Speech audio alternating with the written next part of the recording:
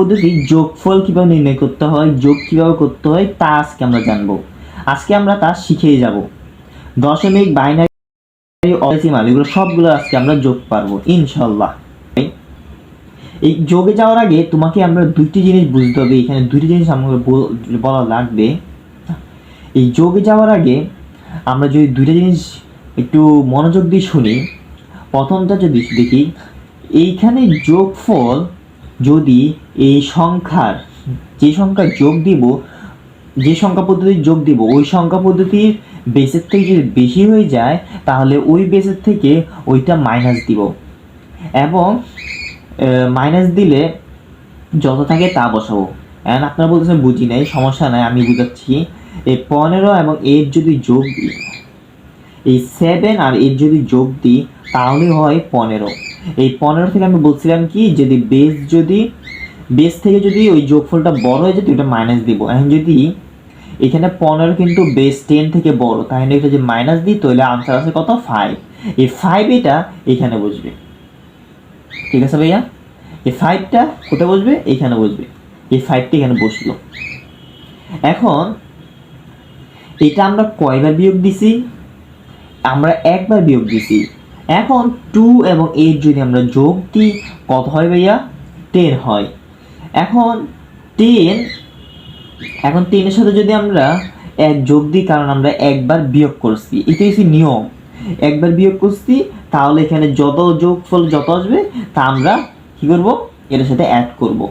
এখন আমরা অ্যাড করলাম, তো এখানে 10 কত হয়েছে, এখন 1 যোগ করলে 11। এই 11 দেখো তো ভাইয়া বেস 10 থেকে বড় হয়েছে নাকি? হ্যাঁ হ্যাঁ ভাইয়া, তোমার রাইট, বড় হয়েছে। এখন যদি আমরা 11 মাইনাস 10 দিই তাহলে আনসার হয় 1। এখন 1টা এখানে বসাবো, ঠিক আছে ভাইয়া? এখন 1 এখানে বসছে। তাহলে এখন যদি আমরা দেখি কয়বার বিয়োগ দিছি, একবার, এটা হাতে 1 রাখো।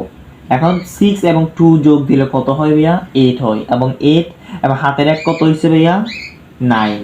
এখন 9 কি এখানে কিছু করার আছে, আমাদের কিছু করার আছে, কারণ 9 এটা 10 থেকে ছোট, তাহলে কোনো সমস্যা নেই, এটা এটার মতো বসে যাবে।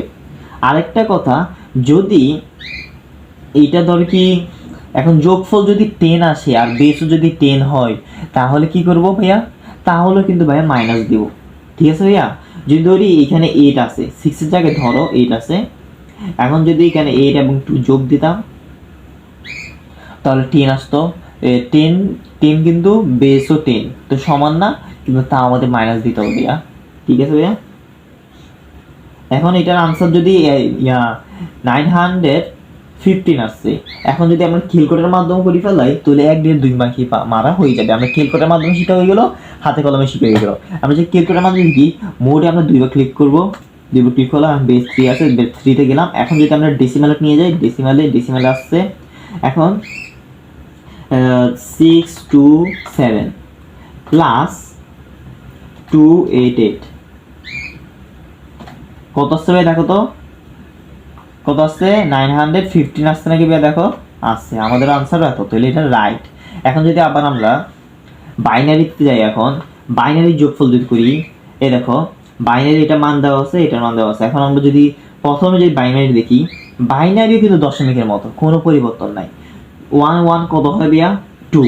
এখন কত হয়েছে কি, বাইনারি বেস কত ভাইয়া, বাইনারি বেস ও 2, তাহলে এখন সমান হয়েছে না। এখন আমরা কি করবো ভাইয়া, এখন আমরা মাইনাস করব, তাহলে এখানে 2 মাইনাস 2 কত হয় ভাইয়া, 0। তাহলে এখানে কত বসবে ভাইয়া, 0।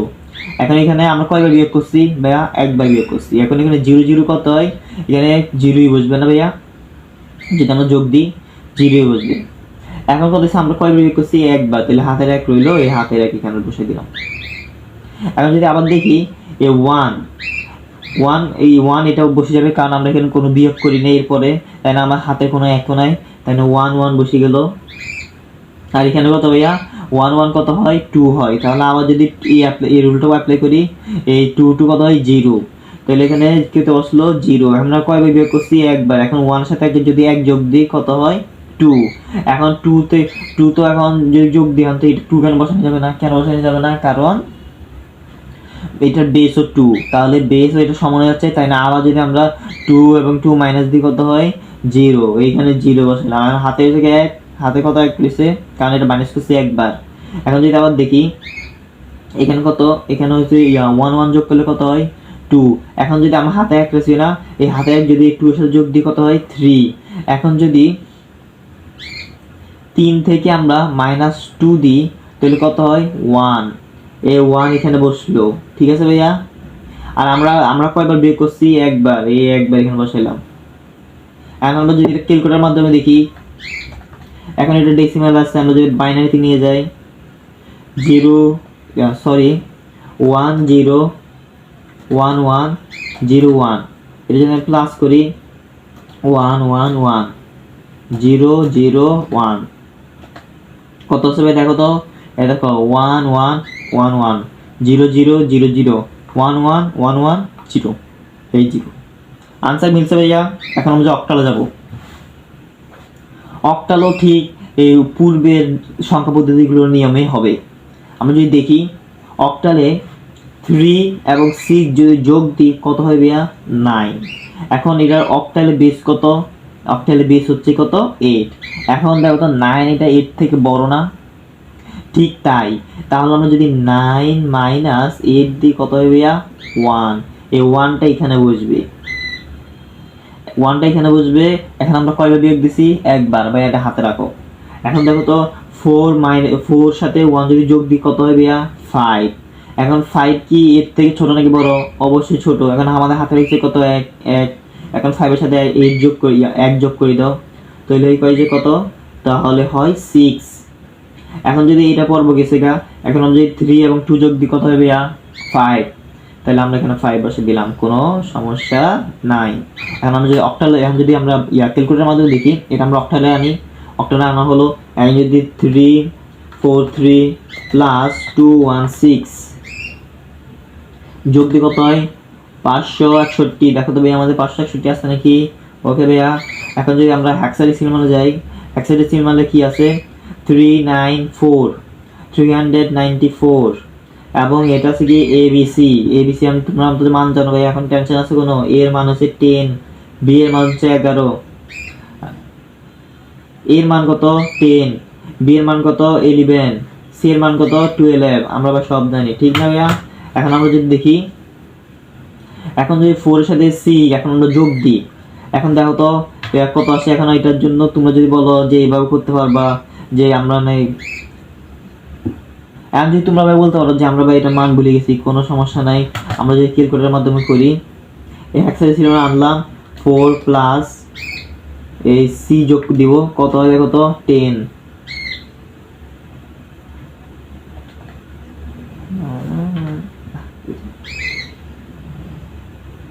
এখন দেখো তো ভাই এখানে 4 আছে, এখানে সি আছে, সি এর মান কত 12 বা 12। আর এখানে যদি আমরা 4 এর সাথে যদি 12 যোগ দিই কত হয়, তাহলে 16 হয়। এখন যদি আমরা 16, এখন দেখো তো এই হেক্সাডেসিমালের বেসও 16। এখন আমরা কিছু করার আছে, এখন আমাদের মাইনাস করতেই হবে। এখন 60 - 60 কত হবে 0। এই 0টা এখানে বসে দিল। কয়বার যোগ করছি, কয়বার বিয়োগ করছি, একবার। এখন এখানে হাতে বসে দেখো ভাইয়া 9 এবং বি। এখন বি এর মান আমরা জানি, বি এর মান কত, বি এর মান হচ্ছে কি 11। এখন 11 এর সাথে যদি 9 যোগ দিই তাহলে কত হয় 20। এখন আমাদের কত হচ্ছে কি, আমার কিন্তু হাতে 1 রয়েছে, হাতে কত রয়েছে, হাতে 1 আছে। তাহলে হাতে 1 যদি আমরা এখানে যোগ দিই তাহলে হয় 21। এখন 21 থেকে যদি আমরা 60, কেন 60 মাইনাস দিতেছি, কারণ 21 এটা এটার বেস থেকে ছোট, তাই না, এটা বেস থেকে মাইনাস করতে হয়। যদি বেস থেকে মাইনাস করি তাহলে হয় 5, এখানে 5 বসবে। হাতে কত রয়েছে আমাদের 1, কারণ একবার বিয়োগ করছি। এখন যদি 3 এবং এ যোগ দিই, এর মান কত ভাই জানি আমরা, এর মান হচ্ছে কি 10। এখন 10 এবং 3 যোগ দিলে হয় কত 13। এখন দেখো তো 13 এটা কি বেস থেকে ছোট নাকি বড়, অবশ্যই ছোট। তাহলে এখন আমরা দেখো তো 3 এবং এর মান কত জানি 10। এখন 10 এবং 3 যোগ দিলে কত হয় 13। এখন যদি 13 সাথে আমরা যদি 1 যোগ দিই, কেন 1 যোগ দিব, কারণ এখানে একবার মাইনাস করছি, তাই একবার যোগ দিলে কত হয় 14। এখন দেখো তো 14 এটা বেস থেকে ছোট নাকি বড়, অবশ্যই ছোট। তাহলে এটা 14 মতোই বসে যাক। 14 এর কিন্তু হেক্সাডেসিমাল সংখ্যা আরেকটা। এই 14 হেক্সাডেসিমাল যদি সংখ্যা দেখি, প্রথমে ডেসিমালে যাই এবং 14 নিয়ে এবং বসাই এবং এটার মান যদি বের করি কত ভাইয়া ই, এটা তাহলে এটার মান কত ই, তাহলে এটা আনসার কত হবে E50।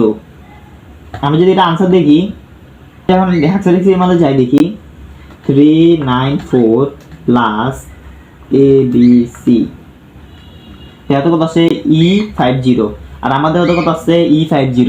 এখন ভাই আপনারা কি এটা বুঝতেছেন না যে এটার থেকে এই সেন্টেন্সে কিভাবে যাইতেছে অথবা হেক্সাডেসিমাল থেকে এটাতে কিভাবে যাইতেছে? আমার কিন্তু একটা ভাই ক্লাস আছে, আপনারা ওই ক্লাসটা দেখে আসতে পারেন। ওই ভিডিওটা যদি দেখেন এটা আপনাদের জন্য আরো সহজ আসবে, আরো সহজভাবে বুঝতে পারবেন।